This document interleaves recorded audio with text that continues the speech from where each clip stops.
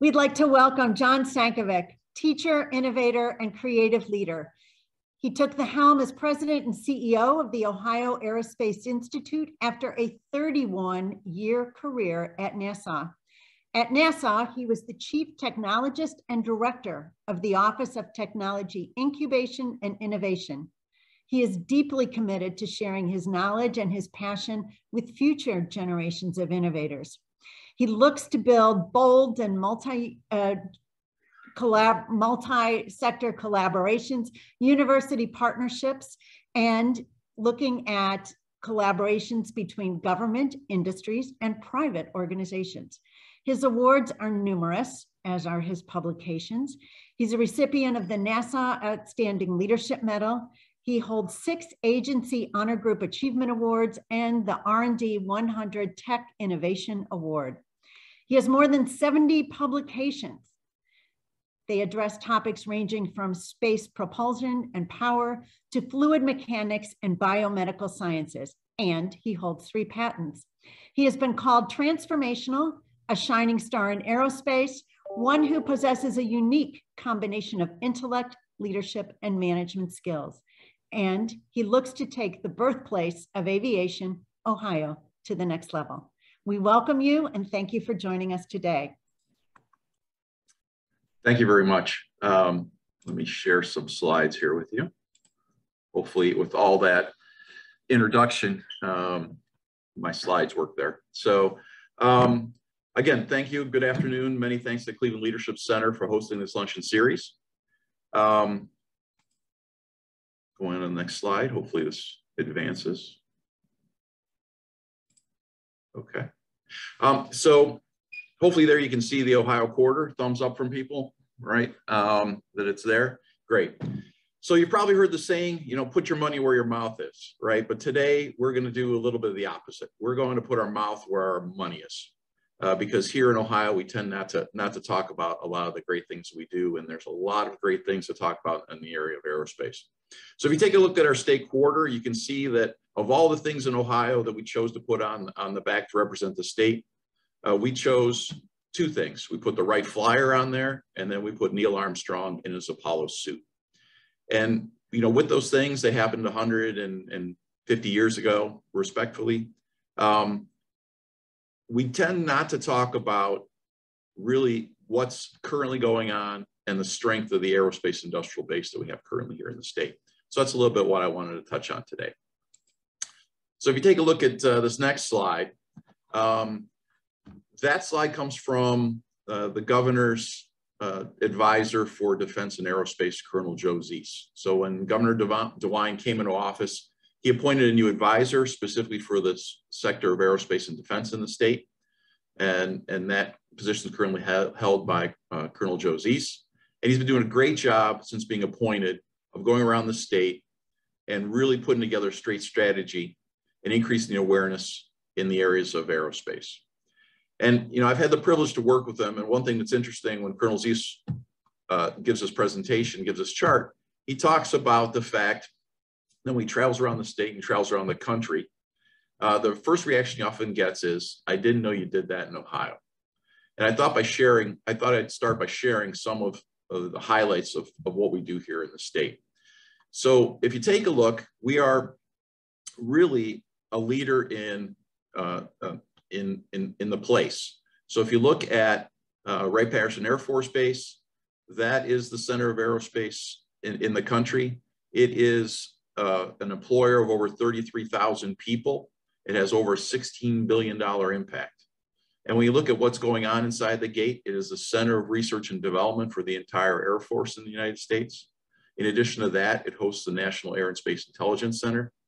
And with the headquarters of the Air Force Materiel Command, it is effectively the largest aircraft holding company in the world. That's all right here down in Dayton.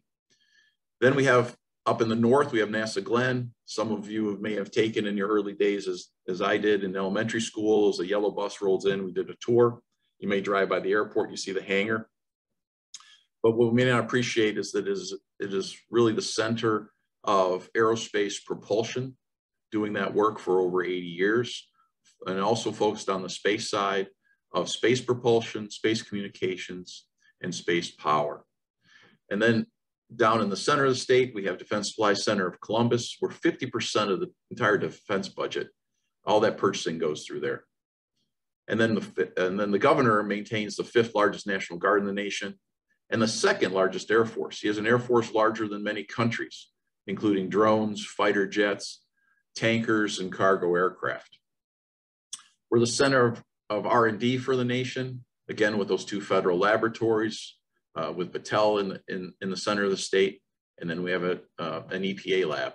And underpinning all that is the Ohio Federal Research Network that's operated by Parallax Advanced Research, that's working with all the universities in the state to advance research for federal needs and to support our federal customers.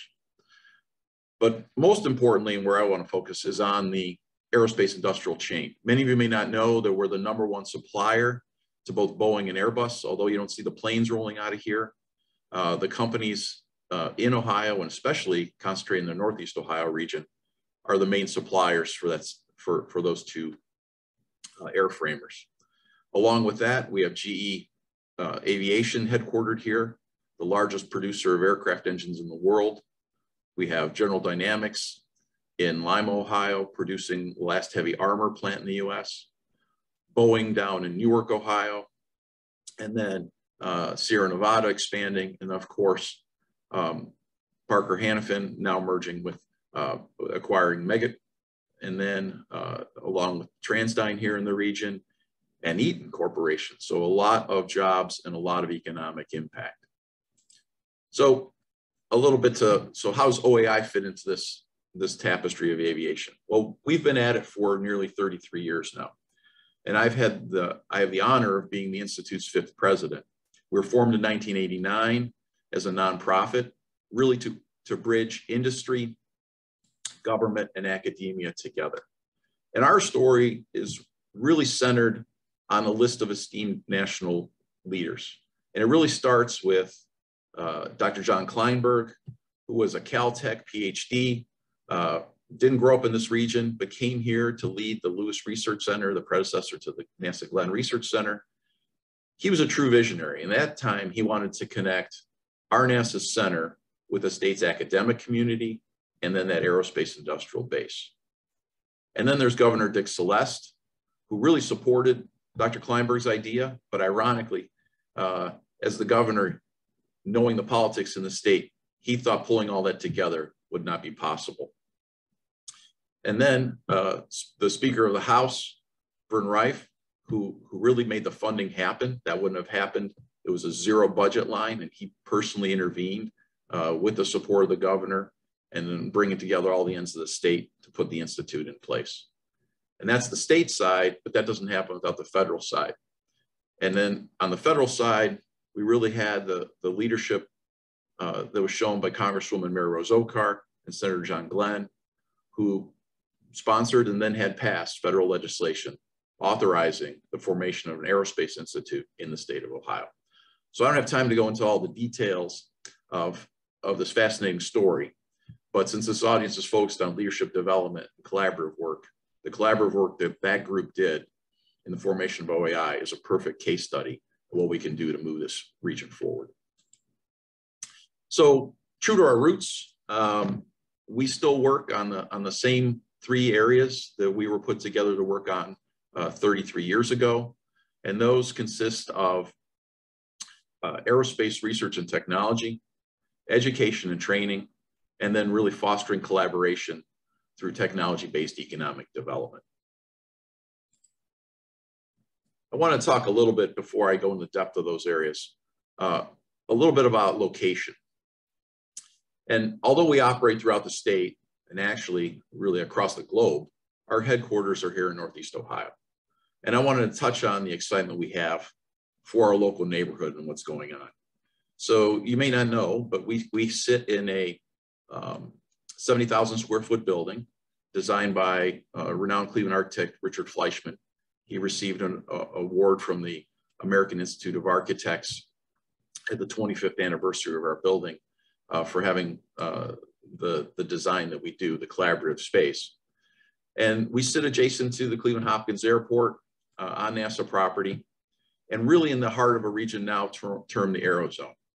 And I've been going to work here for 35 years in this region, and I've never been so excited as I have now.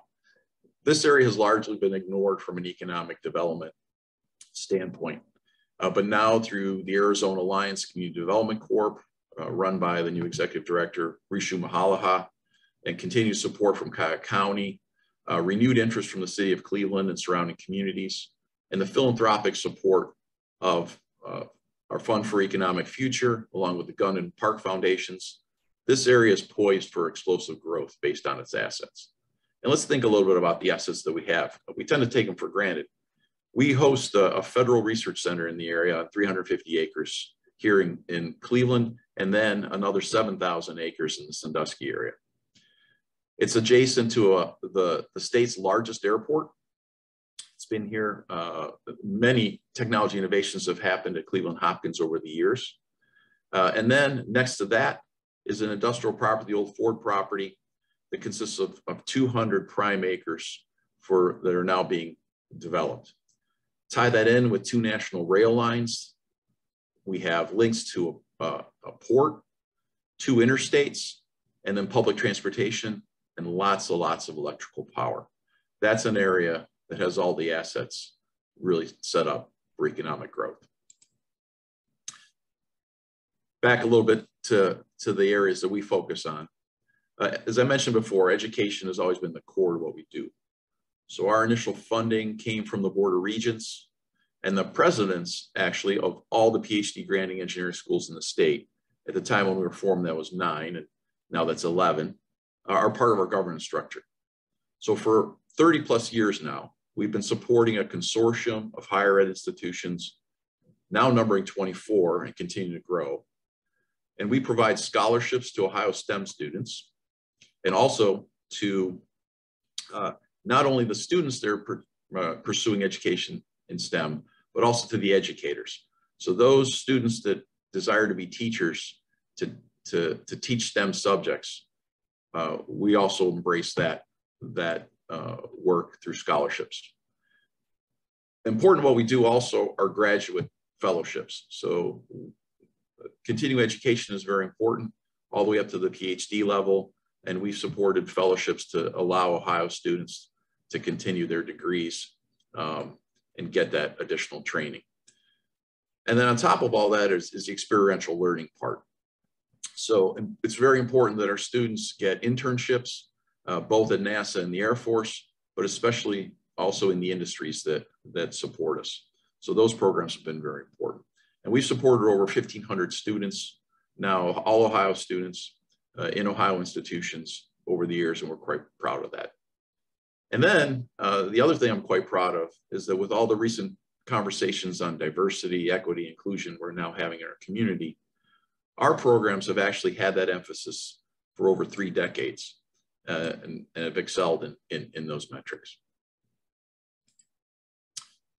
So the other aspect are people. And so, what's our secret sauce? It's not so secret. It's about great people accomplishing great things. And we're unique in what we're able to do because of the people that we have. And so the Institute part of our name is really focused on highly trained individuals, many with PhDs, those researchers working on site at NASA and the Air Force Research Laboratory, and able to then bring those skills in material science, chemistry, physics into our other programs. And one of the things we're really looking at is really our future, our ability to innovate.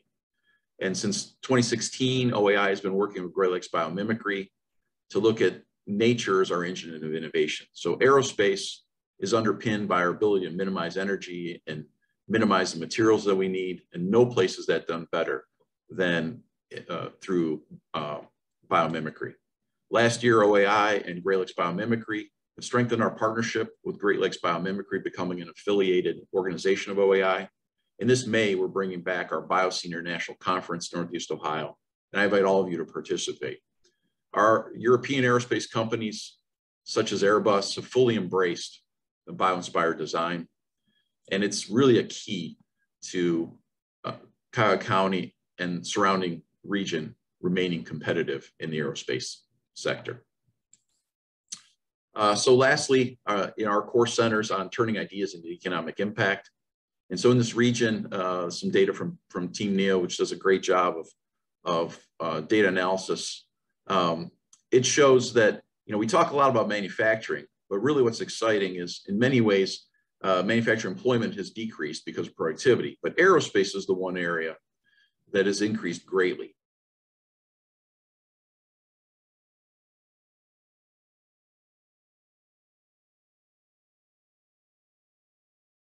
And so many of the jobs is that investment in aerospace. And we're doing that through attracting global aerospace companies into the region. What you see there is a picture from the Paris Air Show. We're getting ready to support an Ohio delegation going to Farnborough in support of the work that Jobs Ohio does along with its regional partners. We're very close with Team NEO here in this region. But to give you an idea of the economic impact, we were in Paris in 2019. At that time, at that air show, GE Aviation, based here in Ohio, signed a contract for $55 billion worth of aircraft engines. And that's the kind of economic engine that we want to continue. Many of those components are sourced right here in Ohio. So I think I'm out of time right there. I'm going to turn it back over and see if we can, I want to leave some time open for questions. Hopefully there are some in the chat there.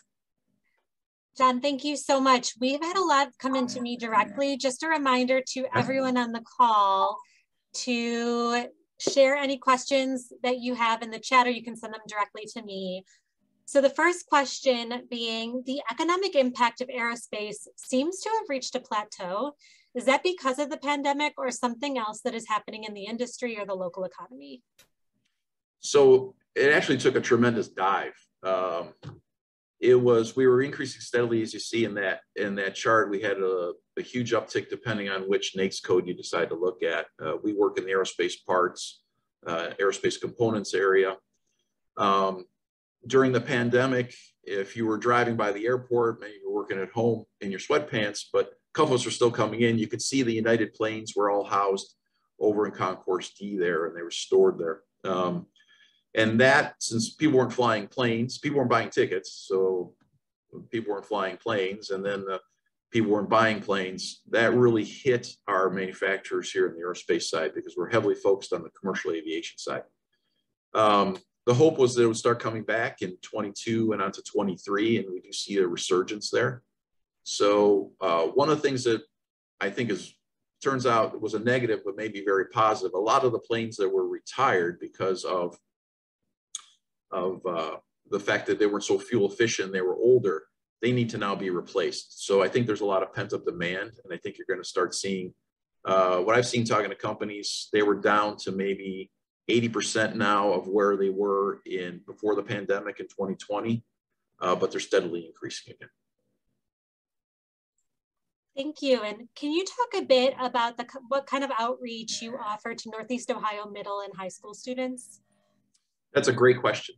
So we have, through our education area, that's funded in two places. It's funded through something called the NASA Space Grant, which is a budget line in NASA that's first started out and was really pioneered by Congresswoman Mary Rose Okar here in this region, that allowed the funding of about a dozen states to put those together. It's now in all 50 states, Puerto Rico and Washington, D.C.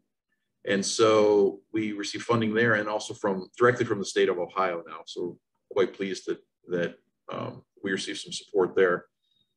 That originally was focused on university students and postdocs, all the way to postdocs in the PhD level. One of the things that we're really looking at is how do we support a pipeline from K through 12 into the universities. And there's a couple opportunities to work more within that NASA funding coming up. Robert Romero is our new director of the Space Grant Consortium that we've just brought on. Robert had a long history of working with NASA and Cleveland State and many of the local institutions, very devoted to education. And we're looking at how do we reach out to organizations that are non-traditional STEM engagement organizations. So great discussions with the Girl Scouts here in Northeast Ohio. That institution touches an outreach activity of 24,000 girls a year that we can bring in that K through 12 area. We're also looking at strategic partnerships with the Akron Zoo, partnerships with the Natural History Museum. So I think there are a lot of opportunities coming up in the next year to really bolster that pipeline into the university STEM environment. So we had another question come in about internship and research opportunities for international students at our local universities. Can you talk if there are any opportunities available? Sure. The programs that we have are, at least the funding wise, since it's state tax dollars and federal tax dollars, the federal tax dollars want them to go in U.S. citizens, and the state tax dollars would prefer they go to Ohio residents, right? So that's limited there. But we have a long history of working internationally. Aerospace is a global area. You know, my time at NASA and now here at OAI, science and technology is one area that we can work collaboratively and internationally. So we just hosted the Consul General from Slovenia here a couple of weeks ago. We had representatives here from the government of Australia and also from an event with the United Kingdom. Science and technology exchange programs are really important.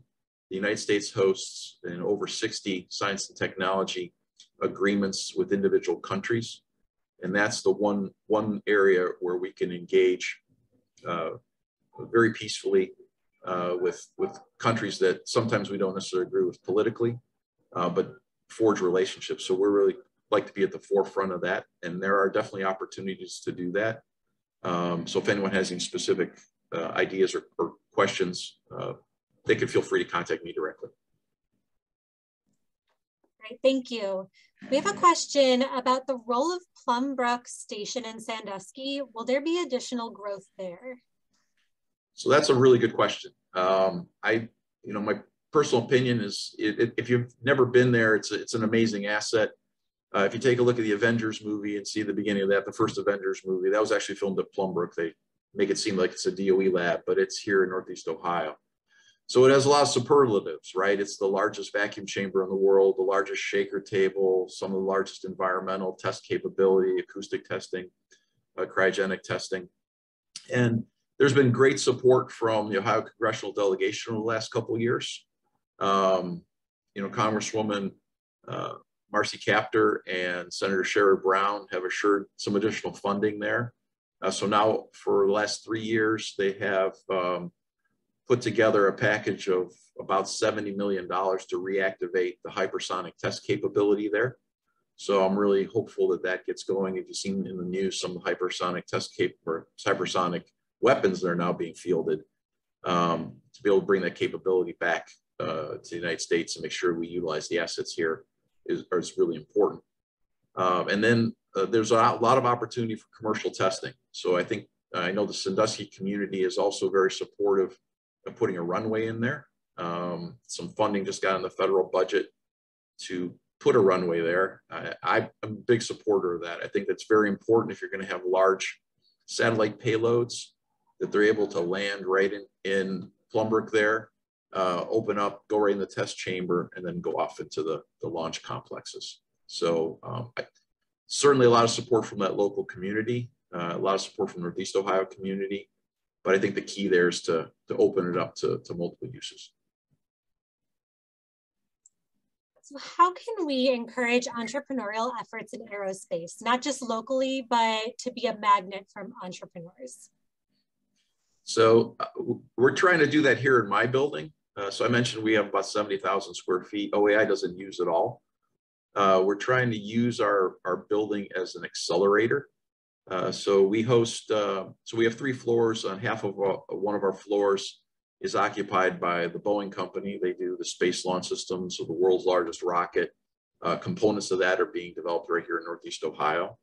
But you have large companies like that. You also want to support small businesses. So we're supporting some space for some incubation of some drone companies. So the Norcota drone group, a lot of those entrepreneurs are in this building. A little bit of drone repair manufacturing. We're trying to see how that happens. One of our folks, Anthony Gillespie, is the principal investigator of a grant from the Economic Development Administration to look at engaging our Northeast Ohio supply chain and manufacturing in that new advanced air mobility industry. We're working with manufacturing work to do that.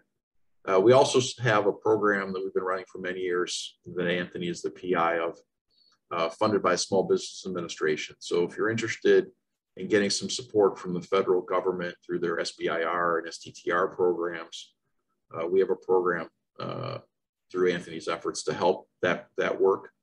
And Dan Gisser is another person that helps out with that. And then a lot of connections to the Air Force Research Laboratory, again, with our partners at Parallax Applied Research down there too. So there's many ways to engage. There's a lot of opportunities. Part of it is just getting an awareness. What I find is a lot of the companies that work in aerospace in the region don't talk to each other. They don't have that network, and we really strive to help provide those connections. All right, so we are nearing the end of the time, believe it or not. So only 1 or 2 questions left. I'm going to throw this one to you. Aerospace is not usually the first thing people think about when talking about Ohio's assets. You've talked about some of your work, but at the end of the day, how can we elevate aerospace so people appreciate its impact and we can help this industry grow? That's a great question. You know, it's about jobs. So a lot of people don't see it because they're not involved. It doesn't necessarily affect them. I think what we should, and this is a leadership forum, right? So if we want to lead in the area, we need to really open up and leverage our assets. I mentioned before, we have NASA, we have the airport, we have now the industrial space that's being redeveloped by the DiGeronimo family and the Weston Group. IRG is around in the IX Center. In the past, none of those people would talk to each other, right? Everybody's working alone.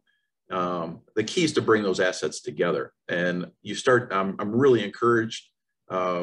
We happened to host, at the time was Mayor-elect Bibb, but now Mayor Bibb, a lot more interest in working collaboratively, working regionally, working across organizations. And so I'm hopeful that that's really how we're going to achieve. You know, and I mentioned before, aerospace is global. So we work trying just to get attention to the United States, not to mention once you get a company coming into the US to come into Ohio.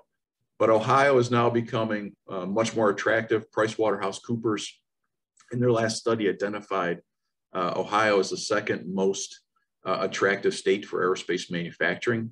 A lot of that has to do with tax policy, but workforce is another major aspect. So how do we, support the workforce in the STEM? Maybe a last question. I think we are right at the end of our time. So I will look to Marianne. Sure. Thank you. So there was one, and we'll just sneak it in here. Any updates on progress for the semiconductor workforce development? The Intel plant in Central Ohio is a huge win for them. So it's a great question. Again, maybe we should have an all things microchips is kind of the next topic. So there's a lot of activity we have here in Northeast Ohio we don't take credit for either. If you've seen the Smart Center at Lorain, that massive investment in fabrication of sensors and microchip-based devices is an incredible asset. We here at OAI work in the high temperature electronics area. So one of the things I didn't have a chance to talk about is we're developing a camera for the surface of Venus, and that's designed to operate 500 degrees Celsius. So you can imagine electronics that can operate the temperature of molten lead. A lot of that stems from the work that came out in NASA Glenn. There was sensor work that was done for inside of jet engines. There's a lot of sensor work that's done. There's wonderful work being done at Case Western Reserve University. And so how do we lever those? And I think what the Intel announcement has done is put Ohio on the radar. I think what this region can do now is really what's next after Intel is what we should be thinking about. And that's really, I think, other materials besides silicon, an advancement into photonics, and then the work that's being done in the region in quantum information science. Amazing. Well, this has been absolutely fascinating. We could clearly spend the balance of the day listening to you and envisioning all that the future could be if we focus on aerospace properly.